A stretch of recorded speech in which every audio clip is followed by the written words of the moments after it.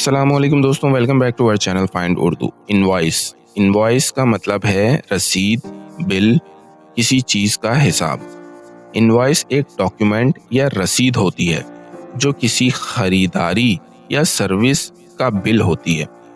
ये अक्सर business transactions में इस्तेमाल होती है, जिसमें लिखा होता है कि किसी शख्स या कंपनी ने क्या चीज़ ली और उसका कितना पैसा देना है।